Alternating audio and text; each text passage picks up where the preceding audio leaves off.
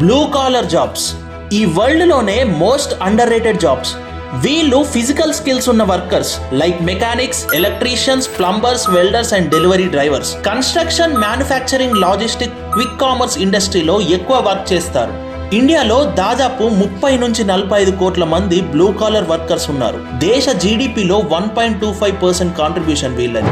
58% workers salary నెలకి 20,000 కంటే తక్కువే. 60,000 కంటే ఎబో శాలరీ తీసుకునే వాళ్ళు ఓన్లీ 2.3% మాత్రమే. వాషింగ్టన్ లాంటి స్టేట్స్ లో basic pay $16 per hour. But Indian metropolitan cities లో కనీస అవసరాలు కూడా తీరవు వాళ్ళు ఇచ్చే డబ్బులతో. అందుకే గల్ఫ్ కంట్రీస్ కి వెళ్తున్నారు. 2022లో సౌదీ అరేబియా 170,000 ఇండియన్స్ కి జాబ్ ఇచ్చింది. గల్ఫ్ కంట్రీస్ లో వర్క్ చేస్తున్న ఇండియన్స్ కి సపోర్ట్ గా గవర్నమెంట్ ప్రవేశీ భారతీయ బీమా యోజన స్కీమ్ తీసుకొచ్చింది. అండ్ ఇండియాలో ఇండస్ట్రీలో వర్క్ చేసే వాళ్ళకంటే అన్ఆర్గనైజ్డ్ వర్కర్సే ఎక్కువ. వీళ్ళ కోసం 2021లో ఈ శ్రమ్ కార్డ్స్ తెచ్చింది.